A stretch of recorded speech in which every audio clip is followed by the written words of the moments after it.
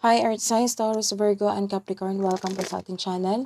At ito ang inyong daily gabay tarot reading for August 27, 2023. Please be reminded that this is channel reading po, so maaari kayo makarelate o hindi. Just take what resonates. Gamitin ang reading na ito bilang gabay lamang. Balik po kayo dito bukas para sa ating daily gabay tarot reading for August 28, 2023. Please like, subscribe, and click bell button para po updated kayo sa daily tarot reading natin. Maraming salamat po.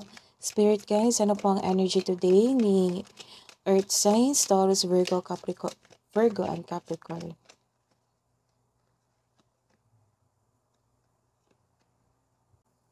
May magaganap na importante pag-uusap o confrontation sa isang tao.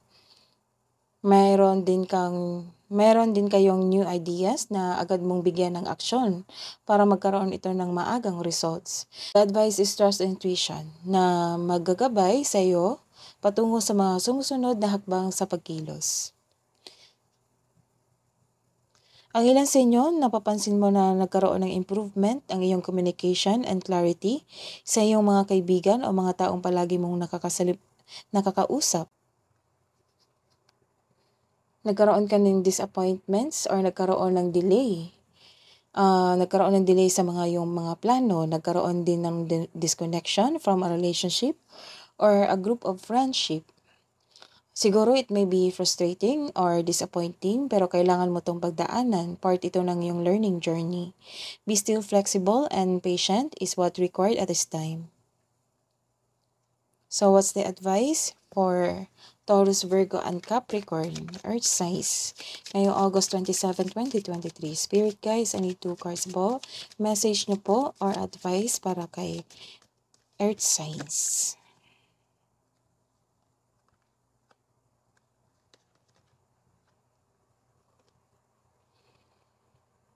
So the message for you, to move forward, move on, experience the grace of who you truly are. Finding the path. You are the driver and the navigator. What's the career and money for August 27, 2023? Spirit guys, ano po ang message nyo kay Earth Signs, Taurus, Virgo, and Capricorn ngayong August 27, 2023? Spirit guys, I need 2 cards. I need 2 cards po.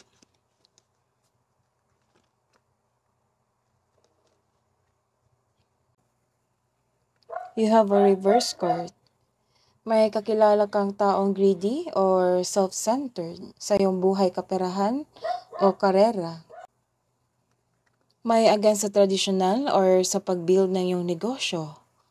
Hindi sa ilan sa inyo makaranas ng may isang tao na tutol sa iyong plano. The advice is take it as a reminder to try have an open mind and be respectful of opposing viewpoints. What's the love and romance message po para kay Earth signs, Taurus, Virgo, and Capricorn ngayong August 27, 2023?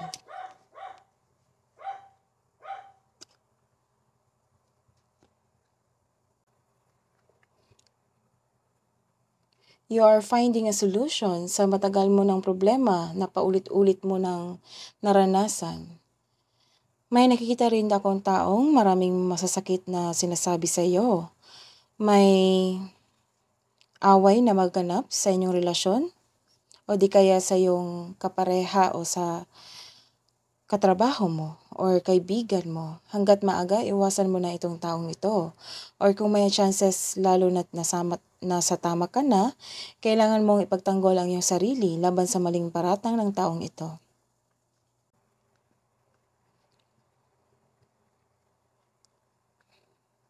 Nagkaroon ng releasing of emotion, nagkaroon din ng hesitation. Maari magpahiwatig na ikaw ay nasa proseso ng pagpalaya sa iyong sarili mula sa paghihigpit ng isang tao, ng iyong kapareha o iyong past love mo. Kaya magpatuloy. Ikaw ay nagpapaliban o naaalangan na sumabak sa aksyon na makatulong sa iyong umunlad. This card tells you na hindi ngayon ang oras upang huminto o maaari mong makita ang iyong sarili pabalik kung saan ka nagsimula. What's the love message for earth signs? If you could do if you could do anything, what would it be? The answer dwells in your heart, not in your mind. For the heart is the gateway to the soul. What is the advice para kay Earth signs, Taurus, Virgo, and Capricorn ngayong August 27, 2023?